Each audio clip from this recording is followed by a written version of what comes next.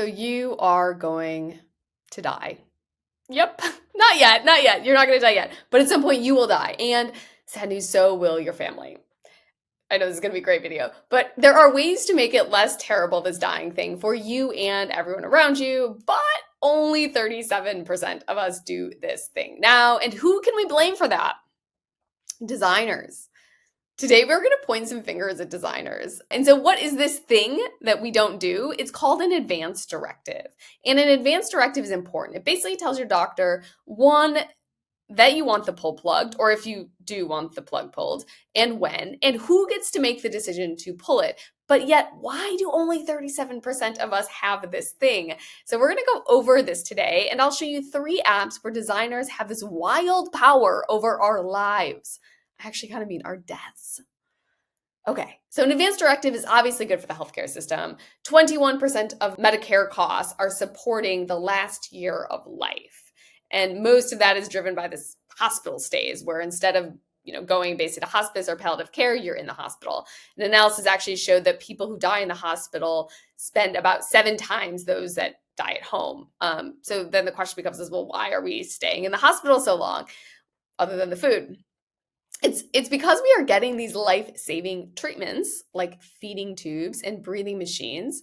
And so if you don't want to live the last months of your life with fluorescent lights in the hospital, you should totally, on a feeding tube, you should totally have an advance directive. So then again, why don't people get advance directives?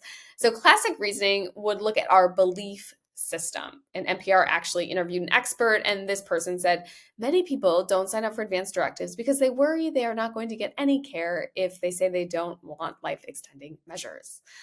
This becomes a very scary document that says, let me die. And so basically what she's doing is projecting a belief system on the decision. She's saying people are fearful about the medical system, and that's why they don't sign this document. As behavioral scientists, we would say, sure, that could be true, but let's also start by evaluating the environment of decision-making, the context of decision-making, and then answer the question, why aren't there advance directives? And so that's what we're going to do today. We are going to look at some documents that show how this whole process works. So first, we are going to start where we should start, which is creating your living will. And so you go to these free sites. This is actually a free site. You have to cancel the free trial. And this is what it says. Would you like to receive all forms of medical care should your condition become terminal? And no, I did not click that box. Yes, it was defaulted. Yes. The designer chose to put a green highlight, a default, on this box. Yes. And we know, and I'll share later, how much this matters, but so did Rocket Lawyer. Same designer, maybe not because it's a radio button, but this is basically a filled in radio button. Yes, this is defaulted. Do you want your life prolonged regardless of your condition? Okay, LegalZoom is the one that does not have this. They actually have what's called a forced choice. So basically 2 choices, nothing is selected. However, we also know that ordering matters. So the idea that they put the order, I want my life prolonged, first will drive more people to pick it. Okay, so now we have to say, like, well, does that matter? Because I'm sure in your head you're thinking, a default won't change my behavior on such an important thing like an end of life decision, Kristen. Good thing we have an empirical RCT on this. Thank you, David Hageman, George Lowenstein, and a series of authors who did a really cool study where they basically got around 500 seriously ill patients to fill out different types of advance directives, some of which had comfort care defaulted, some of which had life-extending measures defaulted, and some of which was a standard with no default. And by the way, they said, hey, this is something where it's called a transparent default, where they're telling people this is pre-selected for you. And then they also debriefed people afterwards. This followed a lot of IRB rules. And here are the results. So basically, you should be looking at this bottom chart here. If you got the life extending form, more people chose life extending than if you got the comfort form. If you got the comfort form, around 63% of people chose comfort, versus if you got life extending form, under 40% of people chose comfort. So these defaults in these forms matter.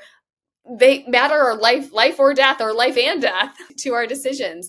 So that's the first hardship is one, you have to fill out this form and figure out your preferences despite these defaults. Okay, the second hardship is you have to tell your doctor. You actually have to give the form to your doctor or it doesn't matter. And in fact, in this Lowenstein study, they found that around 30% of people just did not give the form to their doctor.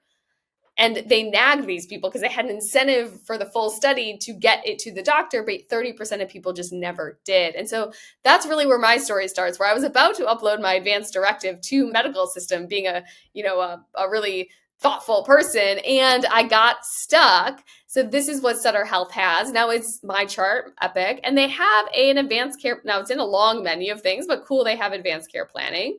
And when you click it, this is what you get, which is, oh wait, it's just a video? You just get a link to read more about it? You can't actually upload your document on this page? What? So I was very confused. So I contacted customer support. You actually have to go contact them. You have to wait, and then they said, hey, you actually have to message your doctor about this, or you have to print out a form and bring it in. And I said, actually, can I just do something online? Please, please, please, please, please. They said, okay, you can message your doctor. So then I messaged my doctor, and by the way, I had multiple messages because you have to find the right doctor to message. And then they gave me a link. So there is a link to upload this thing, but it caused me to click on, long menu item, go to the thing, call customer support, and then message my doctor. So very, very difficult to do. And then, by the way, once you have the form, you still have to get it notarized for it to be real. And see two other witnesses to do it. So it is really difficult. And by the way, there's also no good day to do this. So it's like you're waking up and you're like, is this the day to do it? It's like, no, there's no good day to do it. So why the heck is this like this? This system like this? There should be an incentive to help people with end of life care. And so I'm sure there's tons of incentives. This is health. The two that I found are interesting, which is for patients, it's free on Medicare to do this only with your annual visit. So if you don't do it on your annual visit, you actually pay to talk to your doctor about advanced care planning. I don't know if that's a big incentive, but it is one. For doctors, though, you get paid. And this, I think, is kind of the critical one, is you only get paid if you do a 30-minute combo with the patients. So now you can kind of say, oh, maybe that's why Epic doesn't make it easy to upload the advanced directive, because there's a billing code with talking to your doctor. So if I was able to easily upload my advanced directive, then I wouldn't talk to my doctor and I wouldn't get the billing code. Now, I don't know if that's that perverse of incentives, but there's definitely not an incentive to actually do this. And I think that's what we need, is we need an incentive to actually help people do this, because it's still 21% of medical spending is in the last year of life. So we need to be able to, one, and these are kind of the 4 takeaways I've got for you today. One, friction matters, right? We need to make it easier for people to do this. When you turn 65, you should have, with your Medicare forms, just also fill out the living will and appoint a power of attorney. This is important. Number 2, incentives matter. The amount of spending on this is not okay, but there are incentives in the system to keep it this way. 3, this is mostly for you. Go get an advanced directive. I'll post a link on where you can get a free one, and then upload it to the MyChart system. And then 4, and this is actually the most kind of important idea in this whole thing, is that you matter. As a designer, PM, or marketer, your design matters. So in the paper, the Lowenstein and Hageman paper, there's a nice quote. Together, these results support the view that for many seriously ill patients, end-of-life care choices do not stem from patients' underlying values, but are rather constructed, at least in part, during the process of elicitation.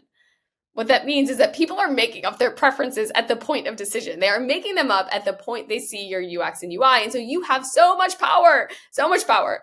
And these things matter. And so don't take it lightly to put a green box over your buttons unless you mean it. And if you aren't thinking about it, you should be thinking about, should I be defaulting this? Should I make it easier?